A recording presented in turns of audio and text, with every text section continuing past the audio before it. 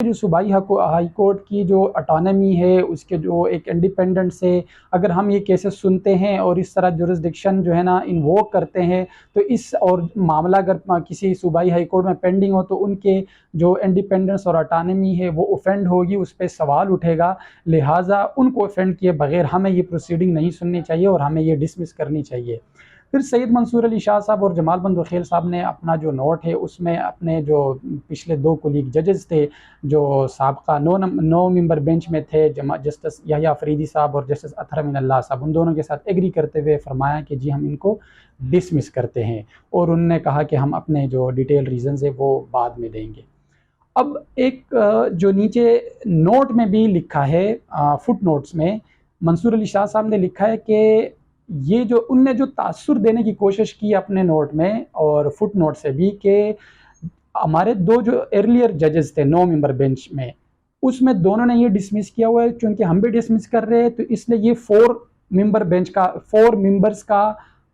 Members जजेस का फैसला समझा जाए। तो गोया कि वो ये तासुर देने की कोशिश कर रहे थे अपने नोट में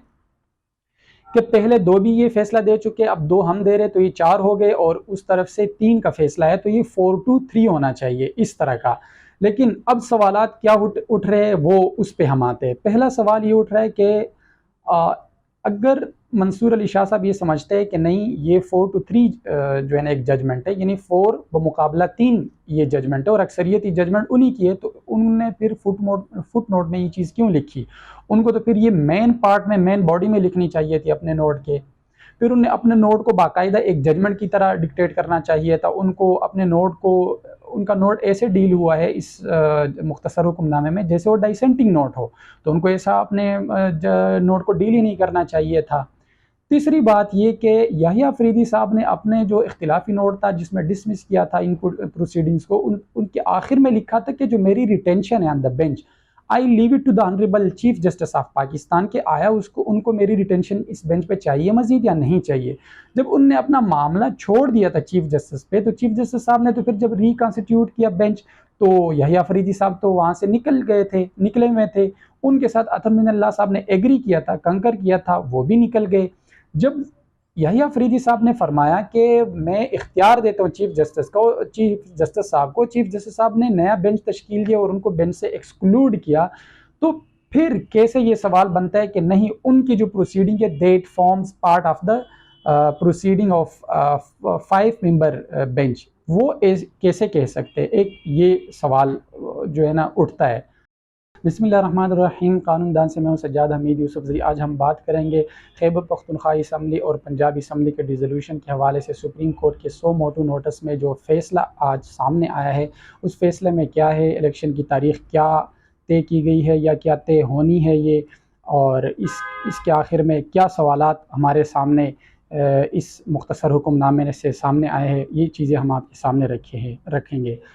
मुख्तसर हुक्मनामे में चीफ जस्टिस साहब ने शुरू इस बात से किया हुआ है कि पार्लिमानी डेमोक्रेसी का जो एक हमारे कॉन्स्टिट्यूशन का एक जो सेलियन फ़ीचर है, जो एक बुनियाद है हमारे कॉन्स्टिट्यूशन का, एक बहुत ही अहम अंसर है, उसका पूरा का पूरा दारोमदार होता है एक कौमी असम्बली और दूसरा हमारे जो सूबाई असम्बली है उन पे। और हमारे जो तमाम असम्बली, चाहे वो सूबाई है या कौमी असम्बली है या चाहे पार्लिमान है, उसका सारा का दारोमदार होता है वोट पे, कि कब वोटिंग होगी, कब इलेक्शन होंगे और इलेक्शन के बाद कैसे जो है ना असम्बली वजूद में आएंगी। तो गोया कि ये पूरा सर्कल है जो इसमें चलता है। तो उन्होंने कहा कि ये बहुत ही अहम नौइयत का सवाल है कि इलेक्शन कब होने हैं, क्योंकि अगर इलेक्शन ना हो तो प्रोविंशियल असम्बलीज़ या कौमी असम्बली इलेक्ट नहीं होगी। जब असम्बली इलेक्ट नहीं होगी तो हमारे सामने कोई पार्लियामेंट ही नहीं होगी। इस हवाले से ये उन्होंने शुरुआत की और उसके बाद वो इस चीज़ पर आए हैं कि कॉन्स्टिट्यूशन के अंदर असम्बली के हवाले से इलेक्शन जो होते हैं वो किन किन सूरतों में इलेक्शन होंगे, कब कब होंगे, और उसका मुकर्ररा मियाद क्या होते हैं, उसके दौरानिया कितना होता है कि कब किस वक़्त इलेक्शन होने हैं और कितने दौरानी के अंदर होने हैं। पहली बात जो चीफ जस्टिस साहब ने की है वो इस हवाले से चीफ जस्टिस साहब ने ये कहा है कि आर्टिकल 112 के अंदर जो क्लास 1 है उसमें पहली सूरत ये है कि चीफ मिनिस्टर गवर्नर को ये कहें कि आप असम्बली को डिज़ोल्व करें। दूसरी सूरत ये है, यानी 112 के सब क्लास 2 के तहत, کہ گورنر خود ایک اسمبلی کو ڈیزولو کرے۔ اب یہ دو صورتیں یہ ہو گئی ہے۔ تیسری صورت یہ ہے کہ اسمبلی اپنی مدت پوری کر دے اور بائی فلکس آف ٹائم وہ اسمبلی ڈیزولو ہو جائے۔ تو تینوں صورتوں میں کیا جو ہے نا امپلیکیشنز ہوں گی، ان تینوں صورتوں کے کانسیکوینسز کیا ہوں گے۔ تو معزز چیف جسٹس نے فرمایا ہے کہ جو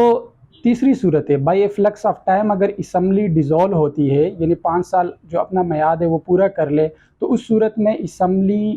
ڈیزولو ہونے کے بعد 60 دن کے اندر الیکشن کرانا ضروری ہے۔ جبکہ پہلے دونوں صورتوں میں چاہے وہ چیف منسٹر کے ڈائریکشن پہ اسمبلی ڈیزولو ہو یا ڈائریکٹلی جو گورنر ہے متعلقہ اسمبلی کا، متعلقہ صوبے کا، وہ اگر اپنے ڈسکریشنری پاور استعمال کرتے ہوئے ڈیزولو کرے تو ان دونوں صورتوں میں الیکشن 90 دن کے اندر کرانا لازمی ہے۔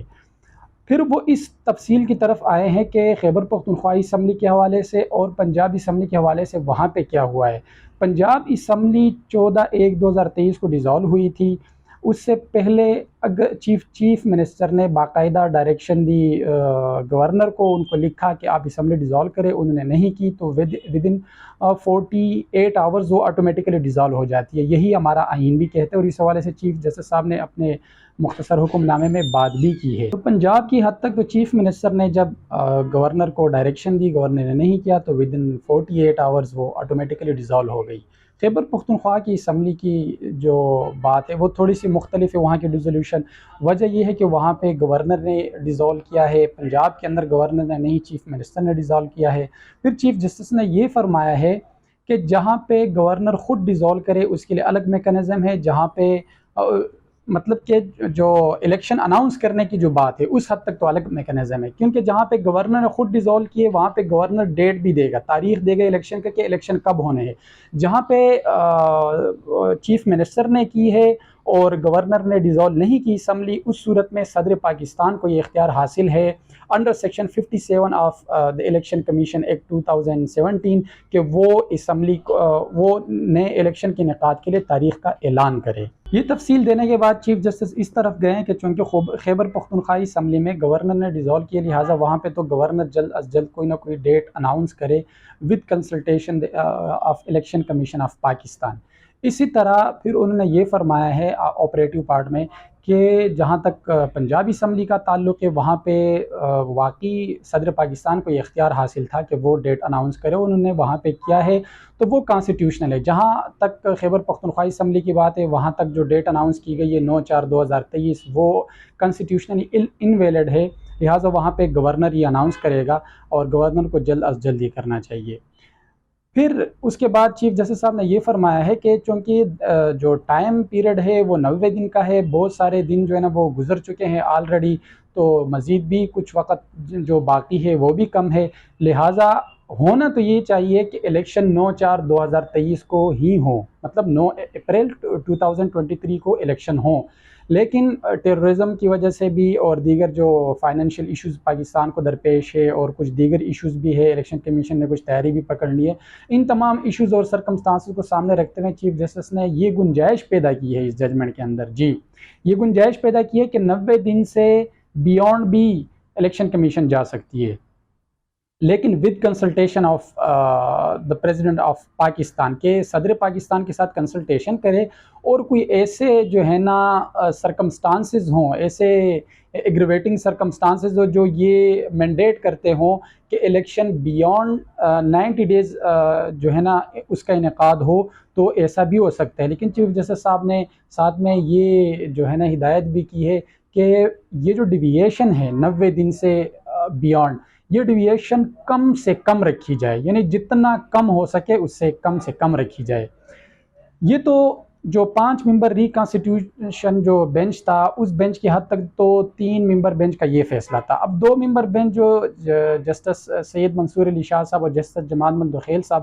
ان کا کہنا یہ ہے وہ تو اس چیز پر گئے نہیں ہے کہ الیکشن اناؤنس کس نے کرنا ہے کس نے نہیں کرنا، کب کرنا ہے کب نہیں کرنے کا، یہ پروسیڈنگز بنتی ہی نہیں ہے۔ ان نے 2 کیسز، بینظیر بھٹو کیس اور منظور الہی کیس، ان 2 کا حوالہ دیا۔ انہوں نے کہا کہ سوموٹو میں اس طرح کی جو پروسیڈنگز ہوتی ہے وہ ہمارے سامنے نہیں لائی جا سکتی۔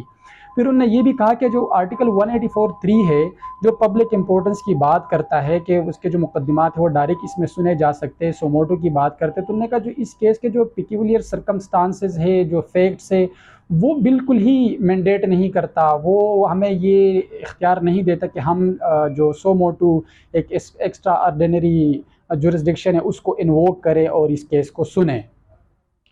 उन्होंने फिर ये भी फरमाया कि चूँकि एक केस की हद तक, यानी जो लाहौर हाई कोर्ट में एक अपील पेंडिंग है, वहाँ पे पिटिशनर को पहले भी सुना गया है, अब भी सुना जाएगा, वहाँ पे यही केस, यही मामला, यही सारा कुछ वहाँ पे भी रेज़ हो सकता है और रेज़ हो भी रहा है, तो क्यों ना ये जो सूबाई हाई कोर्ट है वही सुने इसको। फिर उन्होंने ये कहा कि जो सूबाई हाई कोर्ट की जो ऑटोनॉमी है, उसके जो एक इंडिपेंडेंस है, अगर हम ये केसेस सुनते हैं और इस तरह जुरिस्डिक्शन जो है ना इन्वोक करते हैं, तो इस और मामला अगर किसी सूबाई हाई कोर्ट में पेंडिंग हो तो उनके जो इंडिपेंडेंस और ऑटोनॉमी है वो ऑफेंड होगी, उस पर सवाल उठेगा, लिहाजा उनको ऑफेंड किए बगैर हमें ये प्रोसीडिंग नहीं सुननी चाहिए और हमें ये डिसमिस करनी चाहिए। फिर सैयद मंसूर अली शाह साहब और जमाल बंद वकील साहब ने अपना जो नोट है उसमें अपने जो पिछले 2 कुलीग जजेस थे जो साबका 9 मेंबर बेंच में थे, जस्टिस याह्या अफरीदी साहब और जस्टिस अतहर अमीन अल्लाह साहब, उन दोनों के साथ एग्री करते हुए फरमाया कि जी हम इनको डिसमिस करते हैं, और उन्होंने कहा कि हम अपने जो डिटेल रीज़न्स है वो बाद में देंगे। अब एक जो नीचे नोट में भी लिखा है, फुट नोट्स में मंसूर अली शाह साहब ने लिखा है कि ये जो उनने जो तासुर देने की कोशिश की अपने नोट में और फुट नोट से भी, कि हमारे 2 जो अर्लियर जजेस थे 9 मेंबर बेंच में, उसमें दोनों ने ये डिसमिस किया हुआ है, क्योंकि हम भी डिसमिस कर रहे हैं तो इसलिए ये 4 मेंबर बेंच का 4 मेंबर्स जजेस का फैसला समझा जाए। तो गोया कि वो ये तासुर देने की कोशिश कर रहे थे अपने नोट में कि पहले 2 भी ये फैसला दे चुके, अब 2 हम दे रहे तो ये 4 हो गए, और उस तरफ से 3 का फैसला है तो ये 4-3 होना चाहिए, इस तरह का। लेकिन अब सवालात क्या उठ रहे हैं वो उस पे हम आते हैं। पहला सवाल ये उठ रहा है कि अगर मंसूर अली शाह साहब ये समझते हैं कि नहीं ये 4-3 जो है ना एक जजमेंट है, यानी 4 बमुकाबला 3 ये जजमेंट है और अक्सरियती जजमेंट उन्हीं की है, तो उन्होंने फिर फुट नोट में ये चीज़ क्यों लिखी? उनको तो फिर ये मेन पार्ट में, मेन बॉडी में लिखनी चाहिए थी अपने नोट के। फिर उन्हें अपने नोट को बाकायदा एक जजमेंट की तरह डिक्टेट करना चाहिए था। उनको अपने नोट को, उनका नोट ऐसे डील हुआ है इस मुख्तसर हुक्मनामे में जैसे वो डाइसेंटिंग नोट हो, तो उनको ऐसा अपने नोट को डील ही नहीं करना चाहिए था। तीसरी बात ये कि याह्या अफरीदी साहब ने अपने जो इख्तिलाफी नोट था जिसमें डिसमिस किया था इन प्रोसीडिंग्स को, उनके आखिर में लिखा था कि जो मेरी रिटेंशन है on the bench, I leave it to the honourable chief justice of Pakistan, के आया उनको मेरी रिटेंशन इस बेंच पे चाहिए मजीद या नहीं चाहिए। जब उनने अपना मामला छोड़ दिया था चीफ जस्टिस पे, तो चीफ जस्टिस साहब ने तो फिर जब रिकॉन्स्टिट्यूट किया बेंच, तो याह्या अफरीदी साहब तो वहाँ से निकले हुए थे, उनके साथ अतहर अमीन अल्लाह साहब ने एग्री किया था, कंकर किया था, वो भी निकल गए। जब याह्या अफरीदी साहब ने फरमाया कि मैं इख्तियार देता हूँ चीफ जस्टिस साहब को, चीफ जस्टिस साहब ने नया बेंच तश्कील दिया और उनको बेंच से एक्सक्लूड किया, तो फिर कैसे ये सवाल बनता है कि नहीं उनकी जो प्रोसीडिंग है that forms part of the proceeding of 5 member bench, वो कैसे कह सकते हैं? एक ये सवाल जो है ना उठता है। एक अहम सवाल ये उठता है कि शुरू में जब मुअज़्ज़ज़ चीफ जस्टिस साहब ने ये मुनासिब समझा कि ये इतना अहम केस है कि 9 मेंबर इसको सुनेंगे, 9 मेंबर बेंच इसको सुनेगा, तो बाद में जब रिकॉन्स्टिट्यूट कर रहे थे एक और बेंच, तो 5 मेंबर पे क्यों लेके आए? 4 मेंबर क्यों कम हुए? क्या मामले की नौइयत बदल गई? क्या मामले की अहमियत बदल गई? उसकी सिग्निफिकेंस मिटिगेट हो गई? क्या वो कम हो गई? उसमें कोई तखफीफ आया या नहीं आया? अगर नहीं आया और पहले मुनासिब समझा चीफ जस्टिस साहब ने कि 9 जज सुनेंगे, तो फिर 9 जज का बेंच रिकॉन्स्टिट्यूट क्यों नहीं हुआ, या उससे ज़्यादा का क्यों नहीं हुआ, उससे कम का क्यों हुआ? ये एक सवाल है जिस पे हमें सोचना चाहिए कि क्या ऐसा हो सकता है या नहीं हो सकता। हमें इस चीज़ पे भी सोचना चाहिए कि bench at the first instance जब बेंच कॉन्स्टिट्यूट होता है, so that is done by the chief justice on administrative side, एक इंतज़ामी मामला होता है। लेकिन जब बेंच रिकॉन्स्टिट्यूट हो वही बेंच, तो ये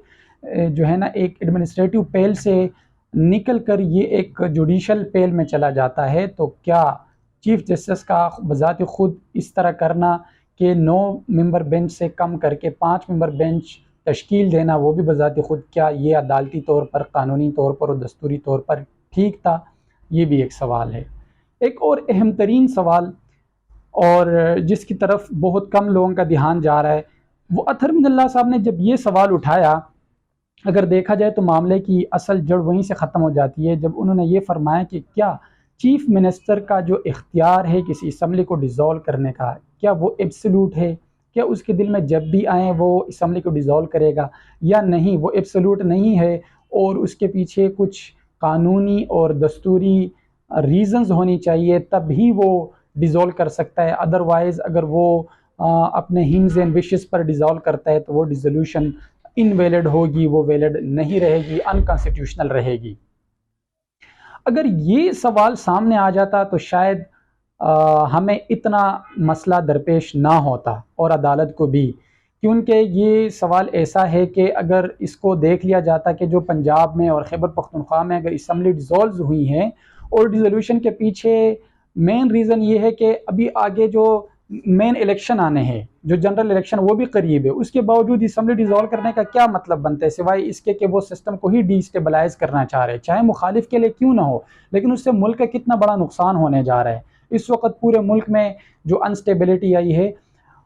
ان سوالات پہ عدالت کو ضرور جانا چاہیے تھا، لیکن عدالت نہیں گئی۔ کیا مستقبل میں بھی ان سوالات پہ عدالت غور کرے گی؟ یہ اطہر من اللہ صاحب کی طرف سے بہت ہی اہم سوال تھا، اور یہی سوال بریگزٹ ججمنٹ جو 2019 یو کے سپریم کورٹ 4-1 میں سامنے یہی سوال تھا، اور یہ سوال پیرا نمبر 50 میں وہاں بھی ڈیسائیڈ ہو چکا ہے۔ امید ہے کسی وقت یہ سوال بھی ٹیک اپ ہوگا۔ اس پورے معاملے میں جو سب سے اہم ترین پوائنٹ ہے اور سب سے اہم ترین حصہ ہے اس مختصر حکم نامے کا، وہ یہ ہے کہ معزز چیف جسٹس صاحب نے گنجائش پیدا کی ہے کہ 90 دن سے بیونڈ بھی الیکشن جا سکتے ہیں، اس پیریڈ سے اب باہر بھی نکل سکتے ہیں۔